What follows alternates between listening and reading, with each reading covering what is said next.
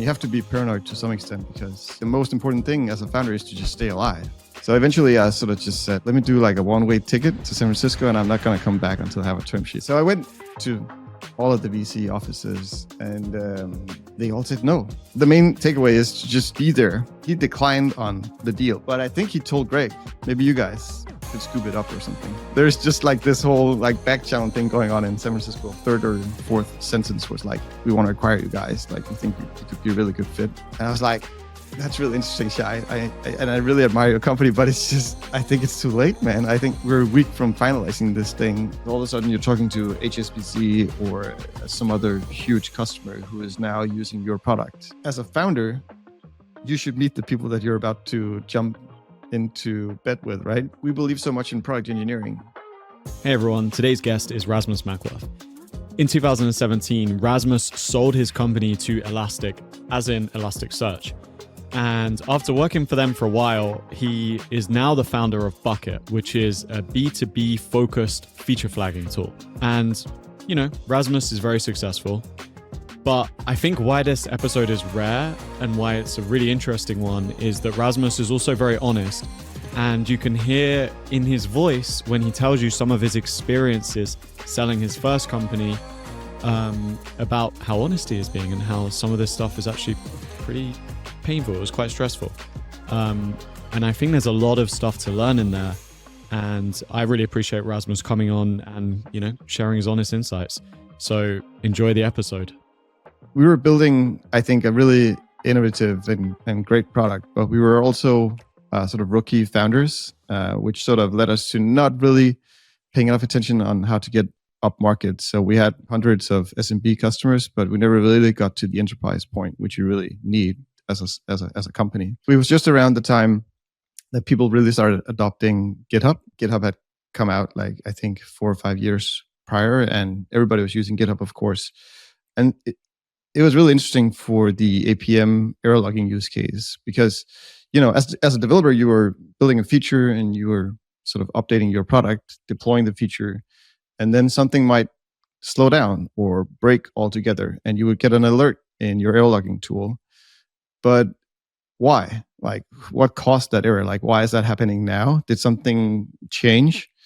And on Bucket, you could, on Opbeat, which was the name of the company. I'm all Bucket now, but Opbeat was the name of the company. And we had this Git integration so that we could actually tie the error or the performance regression to the engineer that touched the part of the code last. And it was not like a way for you to sort of go like, oh, we should fire this person. Absolutely not. It was just a way for, you know, teams not to spend time on figuring out why this is happening right now, because that's so boring. Like, you just want to fix it and move on, right? So we tried to automate that stuff, and it worked quite well. I think it was a very interesting, novel idea at the time. Yeah, and I guess Elastic saw what you were doing, and I guess people probably know them more for the search, but they do like this elk stack, right? Of like just all the logging and searching your logs and stuff. And so they saw that you were like going to fit in really well with what they were doing. Yeah, totally. We had, I think, 2 things going for us in relation to sort of the Elastic synergy. Like, they were massive in terms of the logging use case because people would just install the elk stack, as you said, and feed logs to Elasticsearch.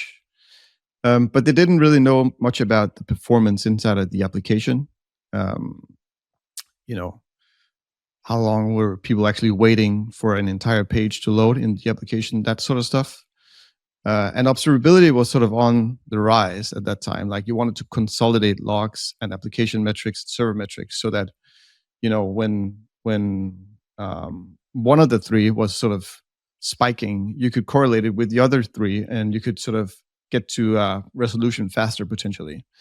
So observability was happening, and Elastic wanted to be part of it because they only sort of had the logging use case, a little bit about the server metrics, but they didn't have anything in the application layer.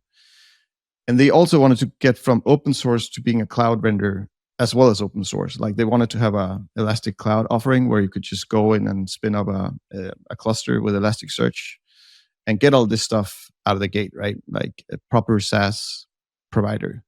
And we were a SaaS company, and they didn't have many SaaS people in the company. So that was the other part of the synergy. Okay, quick announcement. WorkOS are hosting a one-day conference dedicated to enterprise software. It's called the Enterprise Ready Conf, and it's taking place on October 30th in San Francisco.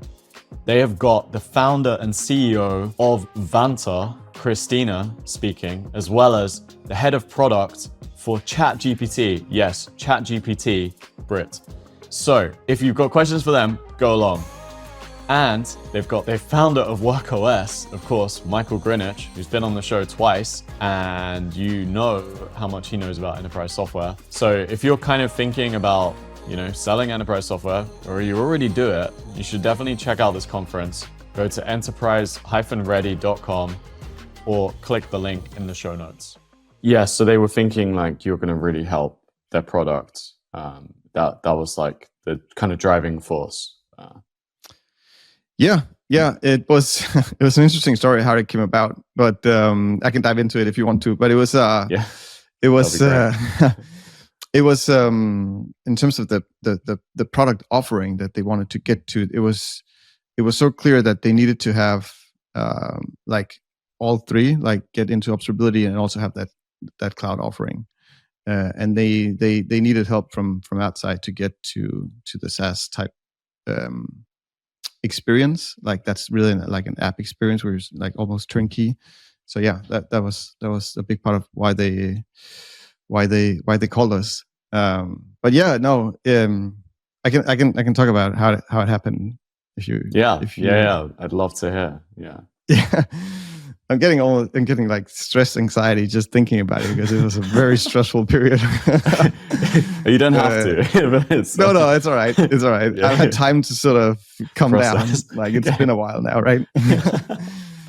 But sometimes it sounds like this amazing, swift thing that just happened out of the blue. And I guess they also kind of do these acquisitions, but it was very stressful. Anyway, I was about to do another round of funding for Opbeat. We had done a few rounds already, and now we were getting into the third one. And the first two has been kind of easy for us because we had some great angels, like the co-founder of Instagram, co-founder of Facebook, CTO of Spotify. Like there was some great angels, and at the time that meant a lot. Like these days, I guess it's more common, but back then it meant a lot. And we therefore also raised like an institutional round really swiftly after. And now we were then doing the follow-up round, and because it had been sort of easy based off of those angels and space initially, we probably took it lighter than we should have. Like we thought it would be easier. So I went to all of the VC offices, and they all said no because we had the low ACV. Like the average account size of our accounts was just quite low because we had so many startup SMB customers. We had a lot of them, but we didn't have anyone who sort of had really grown with us and was paying us, $50K a year or something like that. Like we hadn't gotten to that point. And with that, it was just very hard for them to make a VC case out of it, understandably. But we were rookie founders, and we didn't know what we were doing to some extent. So the fundraising became harder and harder, and I spent a lot of time speaking to VCs and just hustling. The team was in Europe back then. I'm from Europe. But I went back and forth to do these meetings in Perth, and it was just kind of exhausting with the jet lag and all that stuff. So eventually I sort of just said, like, let me do like a one-way ticket to San Francisco, and I'm not going to come back until I have a term sheet. Like, let me just go get this thing fixed, right? So I was just on the ground hustling for weeks and months. And finally we got to a point where we had a term sheet from Battery and Creandum, and it was an okay round. It was not the best round, but it was a round, and we were happy with it. And good VCs, good partners. Like it was okay. But as part of just speaking to so many VCs, I also bumped into a bunch of random people, and you really have to, just focus. So many people want to speak with you. Like Gartner calls you up and wants to do a research call in terms of their quadrants or whatever. It's not important. Like, you have to say no to these things when you're not anywhere near like the Gartner quadrant, right? So there's a lot of inbound stuff. And I remember being, running around doing these VC meetings, and a guy from Elastic called Greg, a great guy, I learned later, but he was a biz dev guy at Elastic, and he sort of had this vague email like, "Could we just grab coffee? I'm interested in the space or something." And he was like, "Okay, sure, okay." We met at Blue Bottle, but I was really like, I don't have time for this. Like, we're running out of runway. I need some money. I need to make sure that my team is good and all that, right? So we spent like 30 minutes in a Blue Bottle, and I didn't really feel like there was any value to it. Like, he sort of asked some questions. I did some storytelling about why we existed, and then he sort of disappeared.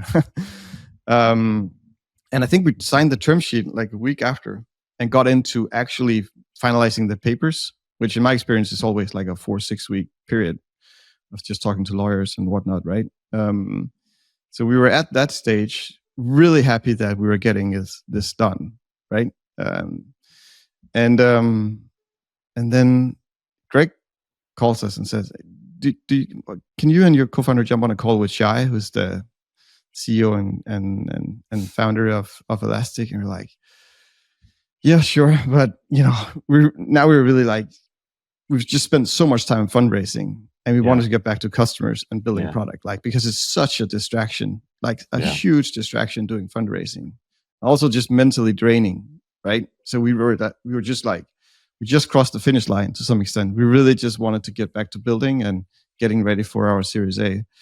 But we jumped on the call, and Shai was just wonderful. Like, he's a really nice guy, and he's an engineer, and he's really into good products. And like, we had a really good conversation and spoke for more than an hour and gave him a bit of demo. And we didn't really know what it was all about, but we could sort of sense that, acquisition is potentially part of this, but it could also be some sort of, "Hey, do you guys want to integrate with us?" or something, much less important.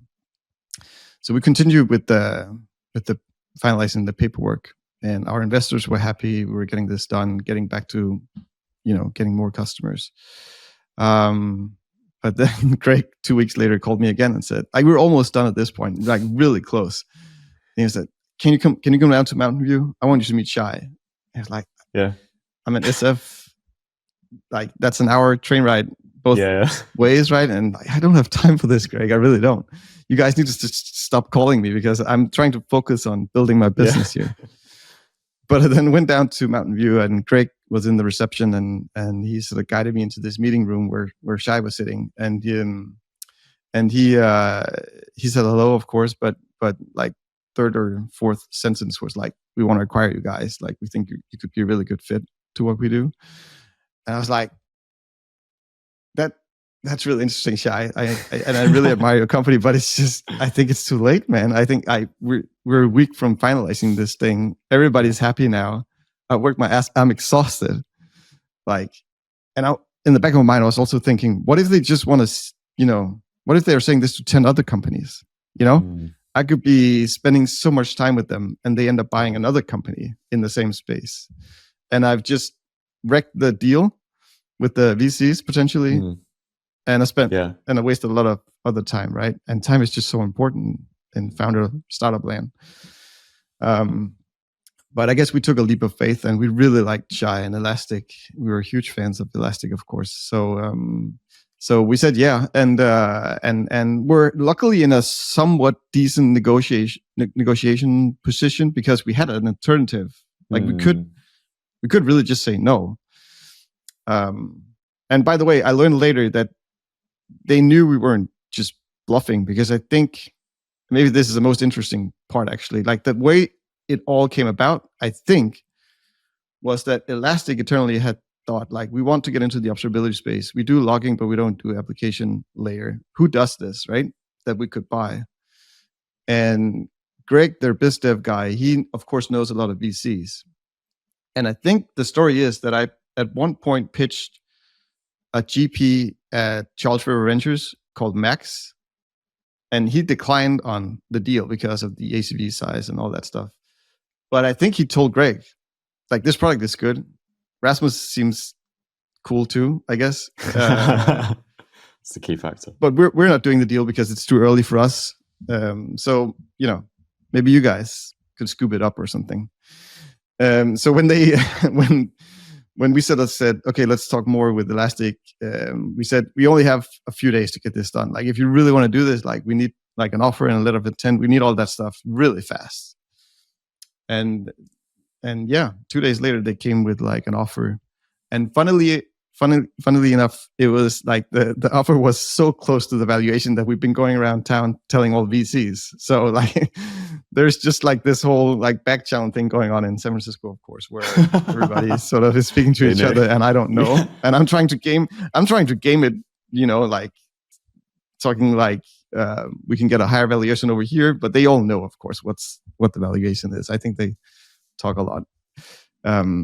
But we were in a good negotiation position, as I mentioned, because we had an alternative, so we could bump up the value somewhat and also give a good deal to the employees. So we ended up doing it, but it was so stressful because at the time I really thought that I could potentially wreck the whole thing, like the relationship with the new VCs, but also not get acquired because they were just going to jerk me around.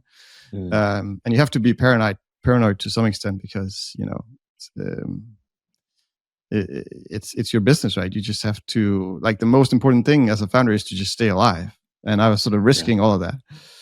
So that was very stressful, but in the end it worked out, and the whole team came with everyone except one, and they all stayed with Elastic for a long time, and some of them are still there now, a long time after. So it turned out well. I guess the main takeaway is to just be there, right? Like, if I hadn't pitched CRV, then Max wouldn't have told Greg wouldn't have told Shai. I guess you just have to be out there. Specifically in San Francisco. Yeah, at least back then. I think nowadays it's different. Back then it felt like you had to do these meetings in person, otherwise you were sort of not serious. I think these days you can do most over Zoom, and it's okay. It doesn't really give you a sense of not being serious, or and maybe you're just responsible because you're not flying around. Like, I think there's a lot of things that have changed for the better, probably, right? And there's also many more VCs and in Europe that can help. But back then it was very much SF or nowhere.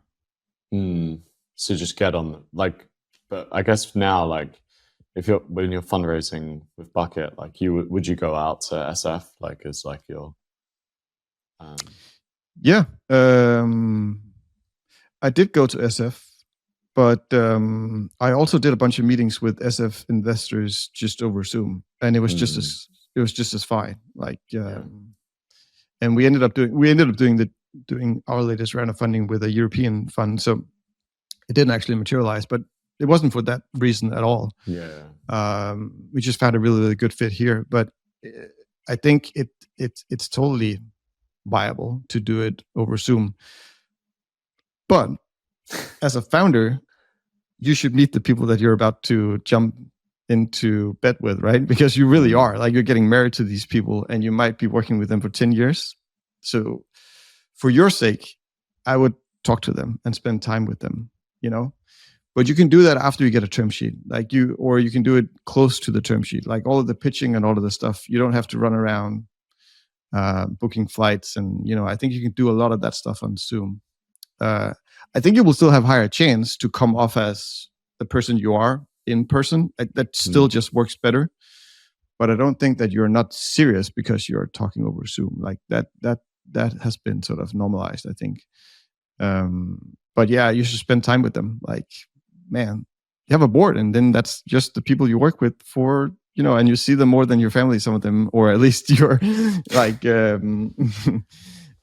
will be with you for a long time, right? So I can't stress that enough. Spend time with the people you make deals with.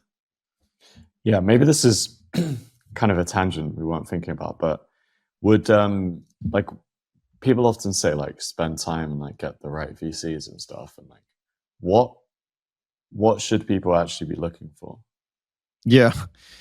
And it's also kind of bullshit because you have to just stay alive, right? And sometimes the VC that will give you a term sheet is not the favorite VC in your book, right?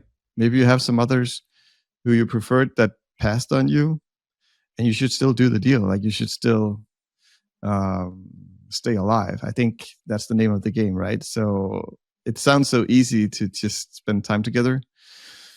I would say though, if like signing a term sheet with someone that you've never spent a day with, I think it's kind of crazy still. I mean, it doesn't have you don't have to get along. Like you just have to make sure that you're both pragmatic and you're like good people at, then it's okay that you don't become buddies. Like that's not at all what this is about. But it has to be someone that you can talk with and also share like when things are going bad, and like there has to be some trust there. Otherwise it's not going to go well. But you also have to stay alive. So it's a very hard balance. What kind of things did you learn when you were with Elastic? Yeah. So you mentioned the Elk stack earlier, which was the K in Elk is Kibana, which is like the UI for Elasticsearch. Like that's how people were consuming the logs, right? And I remember Kibana at the time when we got acquired, it was just like pink and black and a really slow application, like really bad UX.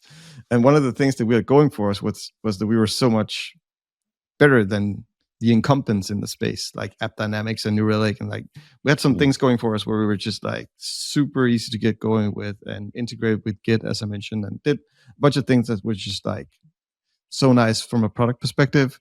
And all of a sudden you now had to work with this thing that was just like the opposite.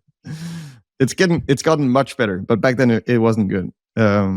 And that was really demotivating. Like, okay, all of this, our baby, and all of the sweat and tears to build this product is just gonna go into this thing. So you just have, so that was a bummer. But of course, then the flip side is all of a sudden you're talking to HSBC or some other huge customer who is now using your product on tons of data with tons of people relying on it, right? And that's very exciting. So there are good and bad things on the other side. I learned a ton in terms of enterprise sales and how an organization of 1,000 people is working.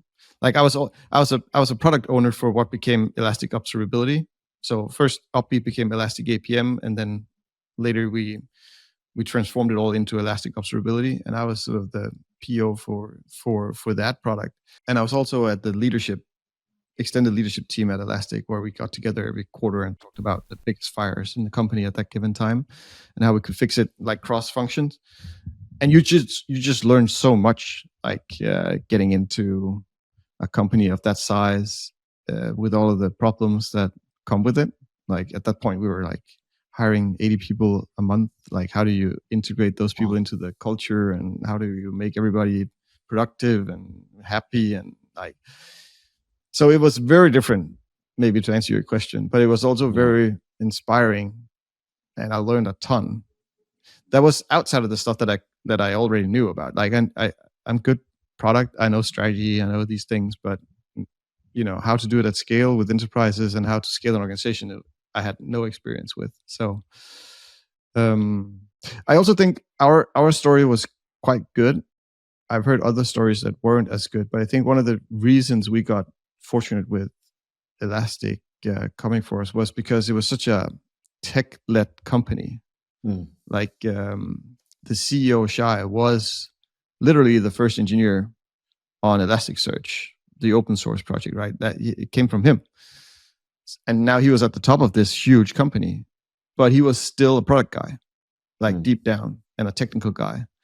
And that we just vibe really nicely with people like him. So from that point of view, it was a really good experience. But I think it could have been a very different experience if we had been picked up by another company.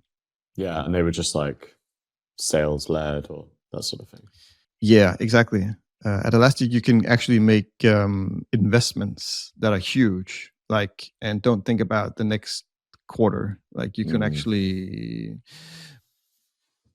but this was pre-IPO. Elastic went on to IPO, so it might be different now, right? Companies change and they have these different modes. But at that time, we could still make big bets, which was very cool. One of the things that you mentioned was about B2B and kind of going out market. And it seems to be that that's a big theme with Bucket as well. So in terms of ACV and coming from feature flagging, which is the category Bucket is in, like we do feature flagging for B2B.